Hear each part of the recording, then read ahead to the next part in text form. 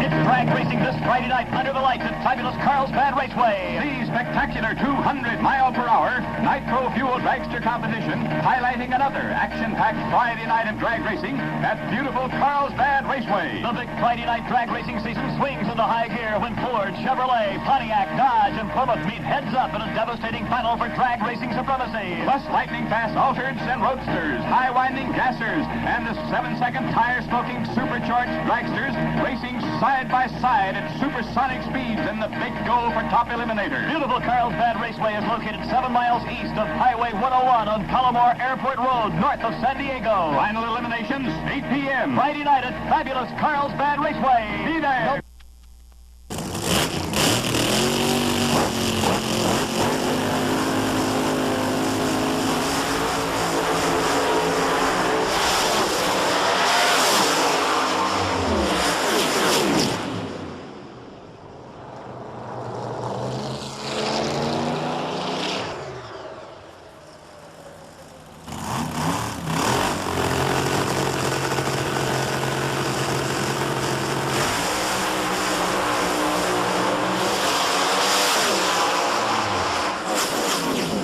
Basically. In the early stuff, you had a fat head with a valley plate. Yes. And the head's kind of, I guess. Well, there were two. It was a two-piece, a valley cover and an intake manifold. Mm-hmm. Yeah, that was the very early stuff. Now, the bottom line is, I have those. I mean, I've had them made actually, the castings. I have the. And that's considered a fat head motor. Yes, that's very true. Okay. The later one, what they did is they took the intake runner out of the cylinder head and put it into the intake manifold. As far as the degree of angle and the port flow and all that stuff remained the same. It made it look like a new version engine. That's what it made it look it's all like. one piece now. Yes. Yeah. But they had to be made out of magnesium because of the weight of the part. And that was the other part of the deal. That was one of the transitional things that went on with this thing. First of all, the 8.3 liter basically used a Chevrolet design block, used a Chevrolet oil pan, used the Donovan gear drive, and then later they decided to make a block that utilized pan rails, and then he had to make a front cover for that because the front cover was part of the pan rail support and the oil pan support. Well, didn't the Donovan have something similar to that in the early days? Well, they had... or was that considered a bridge more than a side rails? Well, no. The side rail thing, when Arias developed a 10 liter, they both had side rails. They both had side rails. Okay. But keep in mind, Arias was involved in other products besides that. He was involved with Ford Motor Company building a Hemi Ford. Because I've seen some of those engines that actually had a Ford valve cover on it. Well, the thing was that the man who now has all the tooling that related to that project is, let's see here, oh God, Carroll Carter of Manassas. He's in Manassas, Virginia, CNC Automotive. Oh. Okay, he does the A460. But if you look at that motor design, it utilizes pan rails. It utilizes the same gear drive that the 8.3 has, except for the idler gear, it's a 41 tooth instead of a 39 tooth. Yeah. Okay. I saw it and I called him. I said, "Is this stuff the same?" And he's like, "What are you talking about?" And I was like, "That looks just like a dead ringer for what's on these other motors." Well, sure it is. And he's like, Sure. And Carroll is a pretty. What happened is how Carroll acquired all this stuff was through auction. Is that somewhere along the way, Alan Root's dad, in some manner or another, knew of Nick Arias in some form, and I don't know what really the connection was, other than the fact that somehow the concept of building it, I know what it was for. It was for Ford needed a pro stock engine, large cubic inch pro stock engine, because IHRA was running mountain motors and what have you back in the day. Yep. And the NHRA didn't have anything like that. And so bottom line is they wanted a big motor in this whole thing. And so Alan's dad was connected with Ford Motor in some manner. I'm not sure what the connection was or who he knew or anything like this. But anyway, they came to Nick and said, I need to put something together here for the Ford, and we need to build a hemi head and what have you for this deal. And so they had a meeting at Ford, and Ford said, yeah, we would be interested. However, the only tooling that you're allowed to use and no deviations from that tooling is the tooling that Holman and Moody have. Because they were the gifted child of Ford Motor Company at the time. Yep. For NASCAR. Yeah. So they got the tooling that was available to them, and they started mulling it over and started moving things around, and they had the Calliope engine patterns, and they had all kinds of different patterns for the Ford thing, and they decided, no, let's do it this way.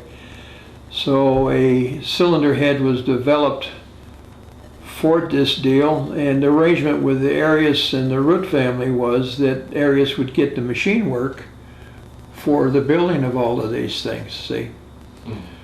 But the Root family had another idea, and it wasn't part of Nick being involved. So Nick was on the ground floor of its design and development of the deal. And then they had a meeting there at the machine shop, or at the building where Alan's dad had the business. And during the meeting time, they realized that you know, things were going to move along, and they were going to get orders for so many units and so on and so forth. And as they were leaving, and Nick was partying and leaving, he says, I need to go to the restroom. And as he stepped out into the building find a restroom, he saw all these machines here producing parts. He says, well, where do I fit in this deal? So on the way home, he started thinking about this, and he says, well, it seems to me I'm not part of this deal at all. So he ends up getting back to them in a couple of weeks after putting some thought on it, and he says, well, he just suggested, he says, well, why don't you just buy me out? I can see from what I'm seeing here at your facility that you know, the deal was that I was going to get the machine work, and it doesn't look like I'm going to get any of that because I wanted to put in new machines and all this other kind of stuff.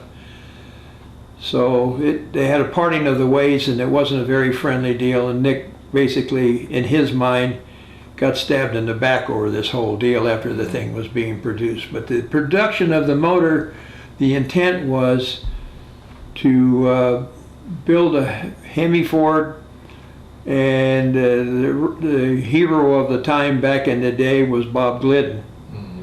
And the motor ended up being, for I don't know what period of time, but it became a motor in Glidden's Pro Stock car back in the day. I've seen it. Yeah, so is that actually a Ford engine? I mean, is that actually different dimensions? It was a Ford motor, complete, Arias design, and then the Root family started to change things around. And Ford, I don't know what took place there between Ford and the Root family, but anyway, it was the AR engine is what it was, the AR. And it was the Arias Root, turned out to be Alan Root afterwards. Yeah. And so it was a bad deal for Nick, but nonetheless his name was out there. And so the parts went, I think a fellow by the name of Seiler had some parts and for the Ford motor, and patterns of various other heads, and all of this stuff went different ways, but using the patterns that were out of the Holman and Moody stuff. Yeah. And so, but Alan went bankrupt. The Root family went bankrupt, and that's where Carroll Carter came into play and started buying some of this stuff up. Yeah, he's the Ford guy.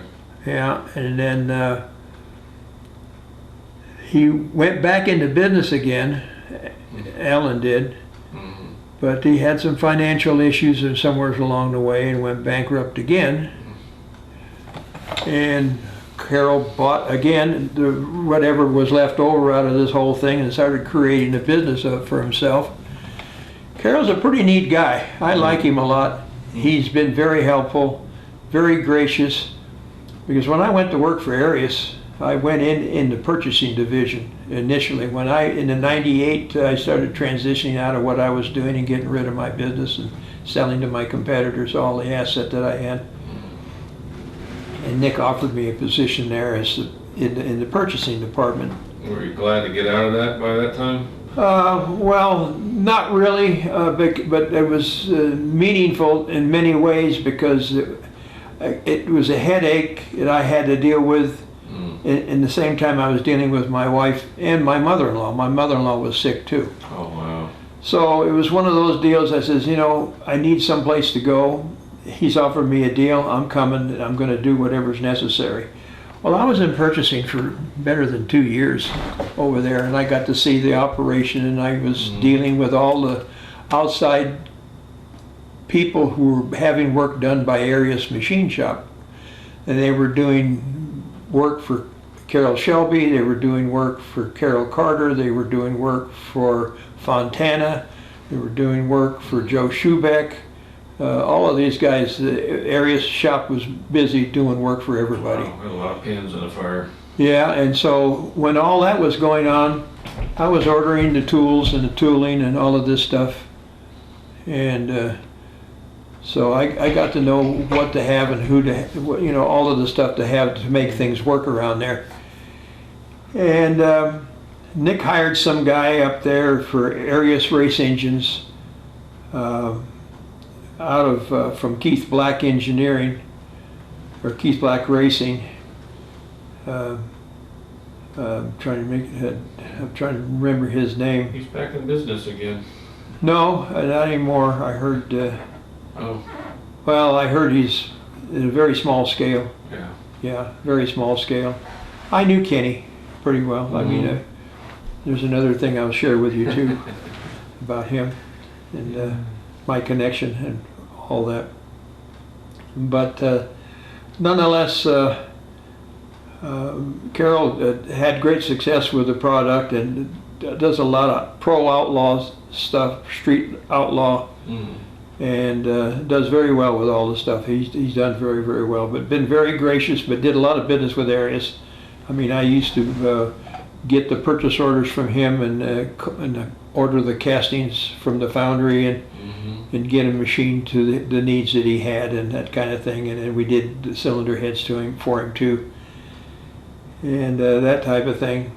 That came out of Keith Black's place that went up to work with Nick. I didn't know him that well, but it was not up in the engine division at that time, and that was in '99 and 2000. And somehow or another, Nick got involved with Steve Mugwire of Competition Products there on the East Coast. Steve was connected with Mercury Marine, and Mercury Marine was building engines for their boats and stuff that they were out there doing. And they somehow got word that GM was no longer going to build the 454 anymore, the big block, and they needed a big engine. And so through the connection of Steve Mugwire, Competition Products, and they decided that they wanted to build a big block engine, a large cubic inch. And so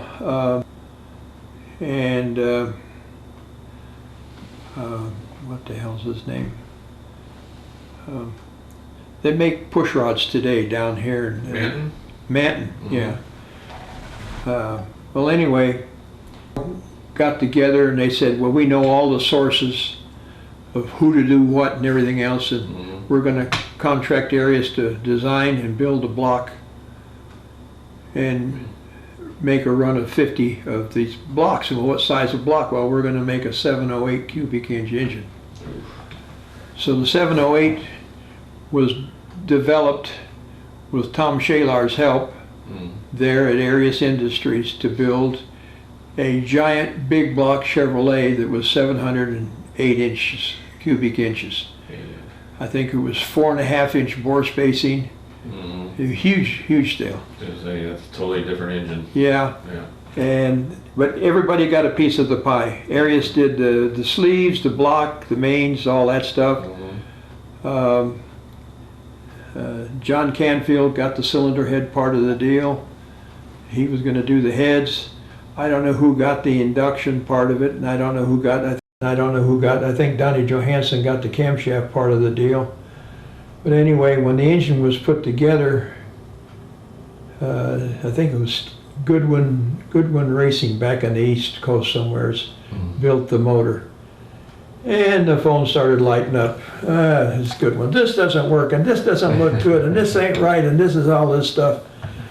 Then involved with the deal, and you know, having all those customers that Arias had, you know, money goes into the pot, and money takes out of the pot to pay the bills, and so on and so forth. Well, every time a check came from Mugwar and Competition Products, they knew everything about everything. See. Well, the money that you're sending us here, Nick's not using it for paying bills. He's not putting money into what you need to have. So we got Nick into trouble by opening his mouth. And one thing led to another. And finally it came to where him almost had blows. They came to a parting of the ways, shall we say, one afternoon out there in front of the shop, and God and everybody. They had to call the cops. Goes in the office and starts grabbing all of these books and stuff, and he starts carrying them out. This is my stuff. And he says, that's all proprietary to Nick Arias. He says, that's not your stuff, it belongs to me. And the cop says, if you developed it here, it's here. It belongs to this company. So he didn't take anything with him, but he got fired right then and there on the spot. So I get a call down in purchasing. He says, Monday morning, you're up here with me. Wow. So I says, okay. So knowing him like I knew him and working with him back in the day in his garage boring blocks and stuff and all that, I knew his makeup, and he was very gracious, and he actually looked after me during that period of time, and I really appreciated what he did for me. And the result was I just said, sure, no problem. So, but I was never really an employee per se. I was more there on a consultant basis, and so I invoiced them every month, an invoice for time I put in, and I had to write down what I did and so on and so forth. And that went on for 20 years, basically. Oh, wait. Wow. So, well, yeah. That's a lot of time. Yeah, so anyway, I worked with him and through the development of a lot of his parts and pieces. So he was definitely in it for the long haul. Yeah, well, I worked hand in hand with him. I mean, Different projects. when we did the transition to the regular rocker arm assembly for the head and all that stuff, I went through that with him. And we found, you know, like I say, we had to make tooling for the rockers, and get the rocker stands machined, and C's machine did all our rocker stands, and then I outsourced the rocker shafts. I got those done by a company, Hearn Corporation did that for us, and had to make special washers for the rocker shafts, and the springs we had to have wound, and we had to have There's a lot of parts in that. yeah, a lot of pieces for the heads and stuff. So Let me ask you some questions. The Ford motor, does that stuff all fit the 8.3, or is that No. just completely different? no, completely completely different, because the bore spacings are different. It is different Yeah, they're 400 or 500 bore spacings, the Fords. on a Ford. Yeah. 4840 on a Chevy. Yes, What's a Chrysler? 4800. 4800. Okay, Yeah. that's right. All the rules now. And I remember when all the engines got banned from Top Fuel. And, Well, the thing was that when Bill Miller stopped running it, is when the rules got manipulated. I think I own half his stuff. Yeah, I got a lot of Bill Miller parts. yeah. Well, he was making the heads out of piston material. He ran a set of 8 sets of heads out of chunks of material that were an alloy that could be applied to what he was doing. And I remember doing those heads. They were billet stock coming on a pallet. I never forgot that. Yeah, he was he's a very inventive guy. I mean, they can machine anything, and still to this day. Well, Steve Montrelli worked for Bill Miller. Oh, really? Yes, he did. In fact, Steve developed the buttons and the pistons back in the day where they were Teflon, then they became brass, and then they were that was Montrelli. Oh, wow. Yeah. He increased the wrist pin size to all the pistons and the rods. That was his development. Yeah. See, a lot of that stuff, no one knows what Montrelli did, see? But he was very instrumental. He created the spark plug extender, the spark plug tube extender that Arias used. It was a molded component that attached itself to the plug through the spark plug tube. Then you could use regular plug wires on the top of it. Oh, okay. I still have some of those remnants around here. But today I use what's sold by MSD. I have to make my own extensions. Yeah, I make those now. But I like that too. That's a good thing. It's got little handles on them. You can pull the plug wires off. Yeah, they changed the style of them. Now you can rebuild them just by the spool wire. And Yeah, I do that. That's what I have. I got another set in there. I haven't even made yet in boxes and stuff. yeah, if you're gonna, I mean, you buy them once and you know it pays for itself. Well, the thing evolves. I mean, the industry has evolved into higher horsepower, higher quality materials being used, new designs of this, new designs of that. The amazing part to me is the fact that the Arias design has maintained itself. I see now, before the passing of Tom Shalar, he made a blower intake out of billet identical to what the Arias did back in the day, where you could pull everything apart without taking the motor, taking the blower, driving everything off. That, you know, the manifold that Brad Anderson had was a copy in port design that Nick had. I was going to tell you, if you've ever seen the engine that Mike Moran designed and made, he's a pro mod nitrous guy from way back. But it's all a copy of an Arias. But you look at it, and it's got the 5/8 inch head studs. It's got the auxiliary drive off the front. Yeah. Everything. I mean. I laughed at that. In fact, I kept the article somewhere. So I kept the book here I saw somewhere. that. And I'm like, you got to be kidding me. That's like 90% of that is all right off that engine. That's exactly right. And that was the ultimate engine that he could design. Yeah. And if you look, now Alan Johnson is starting to use that 5/8 head stud on his fuel motors. Sure. So yeah, to somebody like me, it's kind of like the man was ahead of himself so far of the industry, you know. And I laugh at this. I'm thinking to myself, you guys have no clue, and nobody. The man never tooted his own horn. Nick Arias never went out and bragged about what he did. He was not a politician. He just went out and did it. And now these new guys they want the accolades as if they were the geniuses of this and that and everything else. Well, you know what? When I first started looking into this engine, I went to the track and I looked at every single one that they had, mostly alcohol funny cars. But I got to talk to Don Williamson, and Don says, you know, this is what we're running, and I used to have all KV stuff, and this is why I don't run that anymore. He says, we've learned this is the one we got, and we're sticking with it because this is the way to go. And most of those guys that buy those never go back to the other style engines. Well, see, I don't know the people by name. I'm terrible on names. I don't really follow what's out there, to be quite honest with you. Oh, it's changed.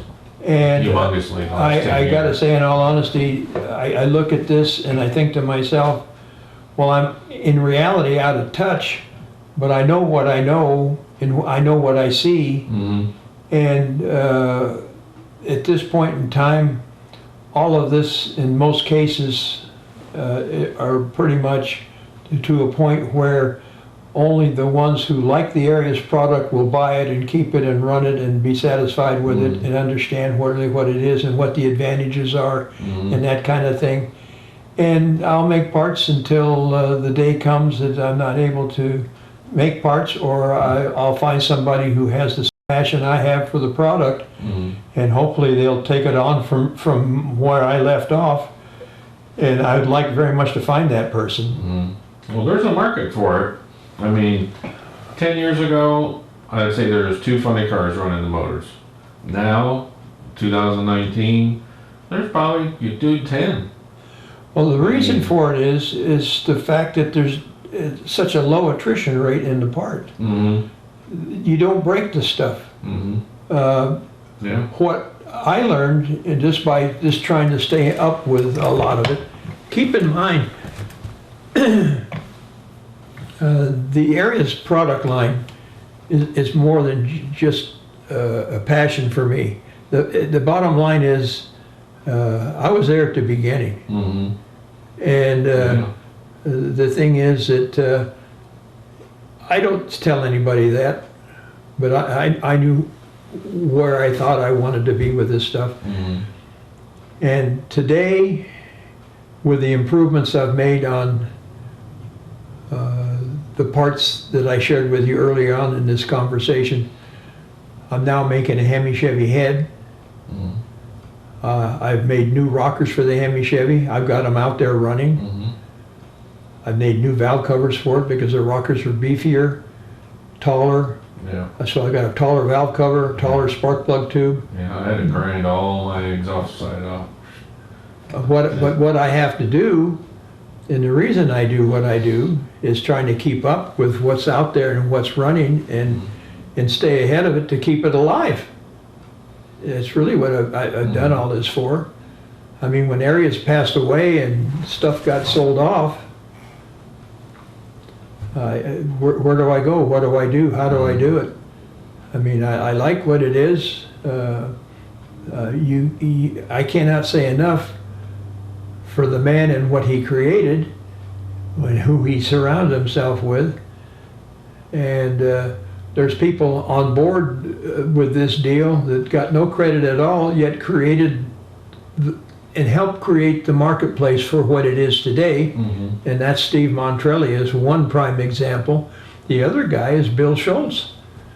Bill Schultz, basically, when they started getting into the 8.3 liter and trying to make it run and trying to learn how it does what it does, using Chevy blocks first of all, and then later going into the cast block and making changes in that, Mm-hmm. and then going to solid blocks and stuff, and blowing the cranks out of the bottom of the cast iron blocks like they would, Mm-hmm. and they were running them on nitro. Mm-hmm. I mean, Power Steel, Funny Car was the first that ran an Arias Hemi.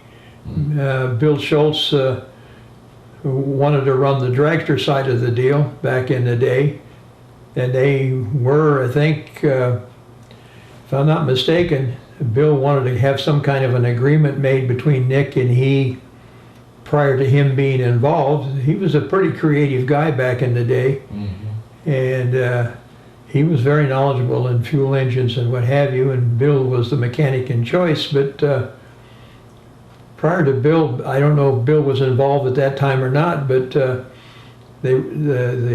thing was they were trying to get the motor to run at Bakersfield, and I think Steve Montrelli was running a Funny Car for somebody, and Nick, knowing Steve, came over to ask him to give him a hand to get it sorted out. And that's where the relationship began in truly, because he was working, I think, for either Mickey, I think it was Mickey, or at that time, or Schumacher, one of the two at the time.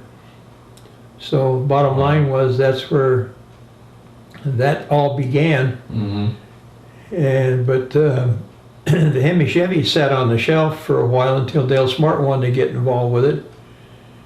And then later, after running it up to wherever they were running it, I don't remember the transition when he shifted over to the 8.3 liter, but there was a reason for it. I'm not quite sure. I don't remember that part of it.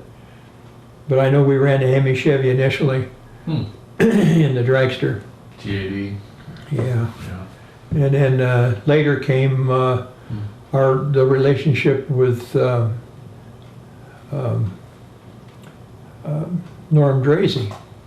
Mm-hmm. Norm Drazy. Yeah. Norm had tried to run it in somebody's car and it wasn't a success, and then he was talking to Billy Williams, and Dale said, yeah, I'd like to try that deal. Mm-hmm. So they ran it on Billy's dyno down there at Gasoline Alley and at the time, and well, they had a hell of a time figuring out the fuel system. I think they sent completely different. Lyle Larson, who's still around, drives, I don't know, some stock cars and stuff around, but he used to work for Edelbrock. Anyway, Lyle remembers Billy Williams, the shop. He used to hang around there a lot, I guess. But when they decided how to put more fuel into the motor at the same time the boost went up with the screw charger, then they got the combination. And so they had the barrel valve, which was a K valve by Enderley. They tailored it to dumping a ton of fuel at the hit of the throttle, and that made all the difference in the world. I didn't know how much air that thing could pull. Well, they didn't, at low idle, I mean, no less than 7 pounds of boost at that time. No less. It's a completely different animal. Yeah. Yeah. I have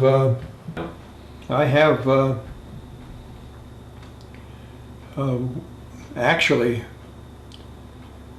the first blower that went commercial by Norm Drazy, stamped #1, went on a Bonneville car after Dale ran it.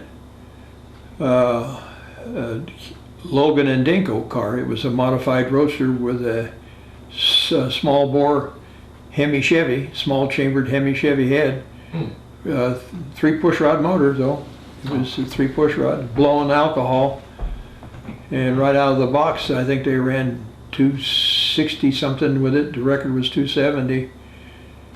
Yeah, but they kept on having issues because they didn't have any money, and they would makeshift build. Well, Jim Dinko basically was aircraft machinist for Lockheed. Their whole family came out of Lockheed. The grandfather, the father, and the 2 brothers all worked for Lockheed. And Dinko worked at the Skunk Works.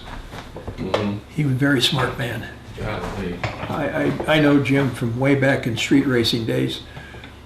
But nonetheless, they got the one version from Dale after he decided to not use the blowers anymore, and it was switched over to helping out a Chrysler guy. God, trying to think of his name. Capaldi.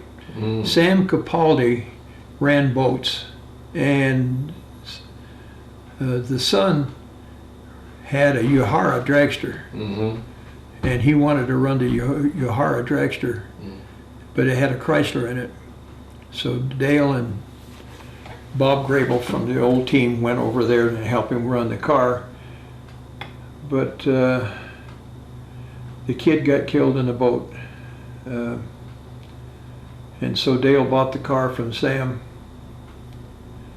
but that was so tragic that the kid lost his life in a top fuel drag boat. I remember that. He was running Pomona, and he was running boats and flying in between, back and forth. Yeah. Actually, get a wing off. Tim Capaldi was a racer on his own, and then he wanted to go fast. I actually have a wing off of one of his cars. Yeah. Well, we got the Yahara car, and later Willard Buff out of Texas bought it. And now Willard's son drives for Bill Miller, the top fuel car. Oh wow! Yeah, so that's him. Yeah, that's really something. But it's an internet racing family. It's very unusual. Oh yeah, it's very, very unusual. Everybody knows everybody in one way, shape, or another. You know, Chess Bushy. Yeah, Chess ran the screw charger too, and ran some. He ran the 8 fuel injected with the Arias. He did. And he was one of the local guys. Yeah, well, there was others too. Dale Smart was good friends with Mark Nivers out of Arizona before he lost his life in the car. Yeah, that was just a stupid death. Yeah. I mean, yeah, but you could never do that. Mark had such a talent. Yeah. He was making manifold runners and getting the flow shape and all of that stuff with them. Yeah. And he was a machinist. Yeah. He made his own rear end. Yeah. For that car, I remember that. And let me see. We're here interviewing Floyd Blanchard about the Arias Chevy Hemi engines.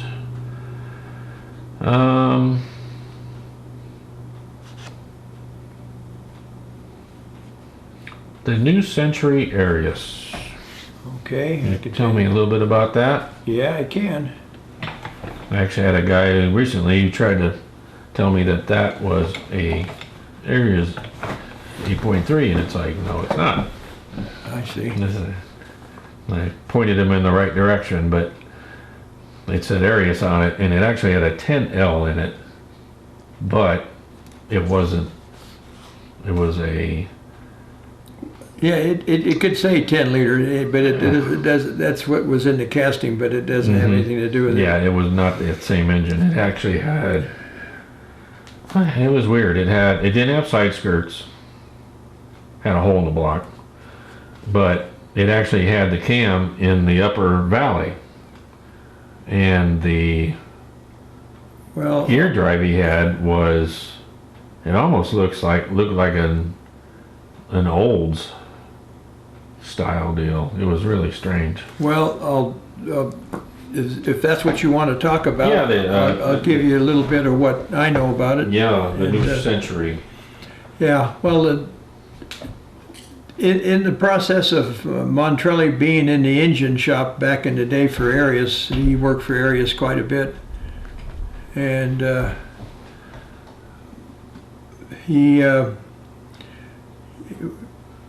word gets around as to when you're doing work with different foundries, what's around, what's happening. Something got started and it got quit, or the guy ran out of money, or something of this nature. Always something like that. Well, during the heyday of Keith Black and him building Chevy blocks, when he got into the Chevy block side of the business, he also had a derivative of the Chevy block called the KBO 600. And the man who designed the tooling to make that block, actually made 2 sets of tooling. And one was for Keith Black racing engines, and then it had a name of the KBO 600, because in that particular application it had a raised cam 250 thousandths. It was a Y block, cross-bolted main cap block, and a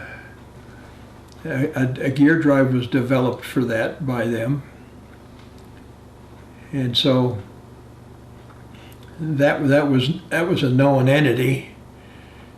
But the word trickled down to Montrelli in some manner, and I don't know exactly how that came about. But anyway, he was telling Nick, you ought to go look at this, go to this foundry. There's a brand new set of tools. A part has never been made on it, and it's identical to the KBO 600. He says, yeah, well, we don't have time for that. And he says, well, Nick, you're going to miss the boat. This is a brand new deal. And you've got this block that you've got, and now you sold it to Fontana, all that thing is gone. Okay, so they went and checked it out. So he bought it. And it consisted of tooling to build five different deck heights of a Chevrolet block. 9.8, 10.2, 10.7, 11.2, 11.7. Those are the deck heights. And the call-outs on the building of that block would give you the different deck thicknesses, because they were all water-jacketed blocks. They were not solid blocks. And so the thing was purchased, and so the first casting to provide proof of mold, proof of tool, was one of those blocks, and it had a standard cam location. So one of those blocks had a standard cam in it. So Nick decided, well, I'm going to change it. I'm going to raise the cam 250 like the KBOs. Well, that was the same time that came on board from Keith Black Racing Engines. That looks familiar. Yeah. And somehow or another, he did something. Oh, I know what he did. Got caught trying to copyright the name Keith Black Racing Engines. And Ken's mom found out about it through, because when you have a popular name like that, you have attorneys that are constantly on the watch for any deviation or change of anything coming up or people looking into doing whatever. And he got caught doing that, so he got canned. So unbeknownst to Nick, he got hired over there, and he brought along with him every name of every customer who ever had one of those engines and engine builders. A stack of faxes this tall was left there at Arias with all of these customer names on there coming from Keith Black Racing. So rightfully so that they were not happy with Arias engines, Arias race engines at that time. Tried to make a name for himself by bringing all these customers, and he was dealing with Jeff Fowler and all of that bunch.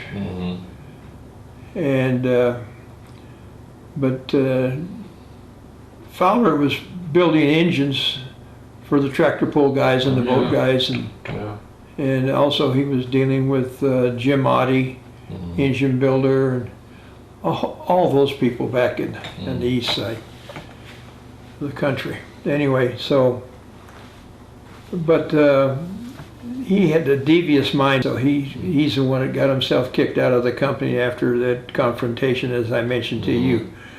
But the engine went on to where we had inventory of cylinder sleeves for 5 different deck height blocks. Wow. And different bore sizes and head stud configurations, because at that time You can get them with anything. you could put anything on them. And so it was a Chevrolet bolt pattern on the block. And so we were acquiring head bolt patterns from all of the cylinder head manufacturers to know what the clamping dimension was from the deck height of the block through their particular head, their rocker assemblies or whatever they were making. So also we had an inventory of head studs from 1/2 inch stepped to 7/16 for the Chevrolet cylinder head. Oh yeah, I can imagine. So we had shelving 10 foot high with trays of every length head stud imaginable, along with cylinder sleeves for on the same shelving. Sounded good from a block standpoint.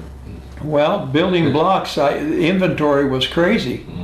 So every time I talked to a customer wanting to buy a block, I had to find out what head are you running, and so I can provide you with the right set of head studs, because when we sold the block, we sold studs too, along with the package and head nuts. And so we had, trying to think of the company that made our hardware for us, trying to think. A1 or Air? A1 Technologies. A1 Technologies was the supplier. That's when it was family owned. And we had inventory coming out our ears. They loved us, man. And we did very, very well. However, with the gear drive part of it, we had to contact Andy Cassell, who was making gears for Nick Arias for the 10 liter and the 8.3 liter. I have some of those with his marking on them. To develop a gear drive cover, which we made a pattern for, and idler gear, because when we tried to buy him from Kenny Black, he never had the parts available. So Andy Cassell, we had to make the idler gear and the pin that held it into place and all of that other happy good stuff. I even told him one time, I said, hey, I got some gears with your name on them. He's like, I never made those. It's like, it's got your name on it. He's like, are you sure about that? He didn't even remember. No. It's such a long time ago. He was like, No. You remember that? Well, Nick also had a gear drive made for the 426 Chrysler, and Andy Cassell made that too. Yeah, I guess he only remembers the boat gears. Well, Robert Reel took over the gear drive stuff. He's the wheeler and dealer of the parts for that kind of, He's a good friend with Nachi, very close. Yeah. But anyway, as we moved forward with it, we basically started putting hemi heads onto this block that we had. And we decided that this is what we were going to do, is we were going to build crate motors. Well, in the process of all this, we started, Nick being owner of Arias racing engines and Arias pistons, and doing whatever he wanted to do because he owned both companies. Both the piston company was a corporation, but the engine division was not. It was sole proprietorship. So all of a sudden, money started getting tight down there in the piston division because Nick was sucking money out of there to support this habit he started with this engine block deal. And oh, this will sell pistons and this will do that, because every block we sell, we'll sell a set of pistons. And that was his pitch to the family, see. Well, Mother got upset about it, Big Carmen, and she decided that she wanted to have daughter there in the business to help Dad, because Dad was in his I guess just in his in the 70s, I guess it was at that time. And so he needed a little help in the managing of the piston division, and Nick III really wasn't holding his end up as he was expected to hold it up. He was a playboy. He wanted to be the big me, don't you know who I am? And he was chasing women at the time, and that's where he met Cindy Gibbs and the whole deal, and played the part, I'm going to be the proud owner of all this one of these days, and you should like me and all of this stuff. Well, that's the only job he ever had, working there for Dad. So anyway, we were making all these parts and what have you, but he was using a lot of money. So Carmen came on board. Oh, she'd been there 15 years that I can recall. But she called me down to the office and she says, I want to talk to you. And I says, okay. She says, what do you want? I said, how can I help? She says, well, you've been a long-time friend of my dad's, and whatever we say here is between you and me. I says, but Mother's asked me to come and do a little bit of this and that, and I don't want to ruffle any feathers, but I want to be sure everything goes okay and we don't get into a financial bind because of what Dad is doing, and I hope you understand that. I says, your dad is my friend on the outside of this business. I'm an employee inside this business. Yeah. And Business I will do the best I can for you. And what is said in this room stays in this room, and that's really what it's going to be, as I understand. And believe me, I have the same passion your dad has, but the bottom line is, it's I understand the situation. Because to me, things were going on down in that front office when I was in purchasing that I wasn't too happy about as a former business owner. Okay? You can see it. Yeah. And then I was fortunate enough to just keep it to myself. There's a lot of people that say never work with family. Yeah. Well, I have to agree. So the next step in this conversation went, well, what is making money there? And I says, what consumes some of your dollars but makes money is the engine block side of this thing. He says, the engine block is doing very well. Wow. I says, we're very pleased with that. Well, could you do without it? And I says, well, there's other companies that make blocks. I says, so it's not a problem. She says, well, how do you feel if we sold it? I don't know. I says, it's got nothing to do with me. I'm just there and I work, and we can make things happen. But I says, for a very fine part, I says it would hurt what we're doing. But I mean, there's other blocks we can buy and put the same stuff on, but would have to limit our market all of a sudden and keep it to within the Chevy dimensions, which is a 10-2 and 11-2 deck height block, and that's kind of where we would be. Otherwise, I don't think it would hurt anymore, you know, but we'd have to spend money outside, but not the kind of, you know, as you see, we're spending money on inventory just to keep the shelves full of parts so we can sell something. Because at that time, we had a full-blown machine shop. You know, we had everything going for us, but we basically didn't machine that particular block. Well, I'm wrong. We did machine that block. I'm sorry. We did machine that block. We used a different foundry. We did not use Foundry Works. We used Buddy Bar Foundry for the casting of those blocks. So we did use them, and their castings were horrible. They were horrible. When I was in purchasing, I would want to we received 25 blocks, and I had 11 of them in the back of my pickup truck ready to take back because of the quality of the work.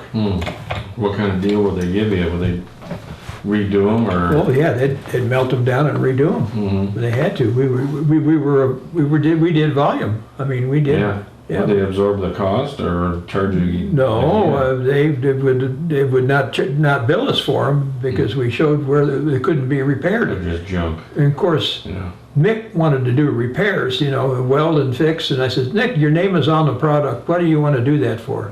Well, he didn't look at it that way. He looked at it as we need to get it out the door and get the account high where we're making money. You know, I said, well, I think so. Somewhat became conscious of what I was doing over there, of what he was doing, rather. You know. So, but Demand to me was a genius, extremely capable, and was my mentor. And a lot of what went on there, I just had bit my tongue and let it go because he was the man. It's your business. It's their business now. Yeah. So, I mean, I had my shot at being in business, and I did what I wanted to do, and I had my successes, and you know, when things got kind of what he had done for me to allow me to be there while my wife was sick and all of that, all went into play here on this whole scenario. So it wasn't my place or my time, but I wanted to be sure that he didn't hurt himself in what he did. And so I was basically, but I had a run-in with his personal secretary, Dory Nance, during this period of time as well. When I brought up the fact that things weren't looking right, and she got really huffy and puffy, and to me a red flag went up, and I'm thinking that somebody's got her fingers in the pie, and I'm just going to keep my mouth shut. I don't need to be doing that. And, well, it does happen quite a bit in those businesses. But Carmen was aware of it when she came on board, and Dory Nance was gone and pretty quick. Yeah, so that was one of the things she did. And then she streamlined the office because she could do anything and everything. Carmen was a pretty smart lady, very smart, very astute, very visionary, and seen a lot of what can be done. And then she had the balls of a man because she'd go in there and tell her dad, this is wrong and you got to get this cleaned up, and tell him, and they would yell and scream, and next thing you know, he'd be doing it. So she ruled, and Mother knew that she could do that. The others could not do that. She was the only one out of all the siblings. Brother couldn't do it. The older sisters couldn't do it, nor they had interest to do it. It was Carmen. Wow. Well, Carmen's background was Bank of America troubleshooter. She would go into a branch that she was asked to go into, along with another lady that worked hand in hand with her. In each branch that they went into, the other lady was in charge of fraud, and Carmen, and all of a sudden they'd go in, size up the situation, fire the ones that were in, or send them on their way, or put them in jail, one of the two, and clean up a branch. And it would take them maybe a year or two to do it, and then on to another branch, and so on and so forth. But that's what these two women did. Wow. But she came in hardcore. She knew her business. And I love her like a daughter, and we still are in touch today. Yeah, no, she's a wonderful woman. In fact, I'm going to be meeting with her here in December at her brother-in-law's, no, her aunt's husband's birthday. Yeah, and Nick's brother-in-law, Nick's sister. Powerful women. Yeah, strong women. They make you listen. Very strong. So anyway, she suggested if I could find somebody that might have interest in making a purchase. Well, we started getting inklings of people wanting to buy from the east about blocks and what have you. I ran into a young man by the name of Gary Elliott who was building Pro Street cars and wanting to race, and he wanted a couple of blocks and so on and so forth. So I got to talking to him a little bit. He says, I sure like what you guys are doing, and you make a real nice part and so on and so forth. I says, yeah. I says, if you know anybody that has some interest in getting into this business, let me know. I says, because I think that this particular entity, he says, of the Century block would be available with the right guy behind it. He says, really? I says, yeah. He says, let me talk to my dad. They were making valves for the oil field industry. That was their parent company. Huge operation. Yeah. Casting steel and making valves, machining. Yeah, this is little stuff for him. Yeah. Yeah. And he says, so the dad, knowing that the kid was into cars, let me know. He says, well, he says, I'm going to send my dad out there. He's going to come out and see you. I says, oh, okay. So here comes Gary's dad. And he introduced himself when he hit the door. He says, I'm here for a couple of days. I'd like to talk to you. I said, we need to go to lunch. So I says, fine, no problem. So he started asking me questions about the product, and I shared with him our sources, what we do, how we do it, how we maintain it, how we manage it, how we look after it. He says, you think we could make money? I says, with the right people behind it. I says, most of the business that we sell is on your side of the country. You guys are in Ohio. I says, that's where a lot of our stuff. I says, you're looking at, you know, engine builders over there. You know, Jeff is a big buyer. Jim Audie's another buyer. I says, these are guys that are right there, right next door to you. They're all in Ohio. So he says, really? He says, yeah. Well, what do you think you sell? I says, well, since we started this thing and we've had it going for 2 years, we probably sold 300 blocks. I says, without advertising.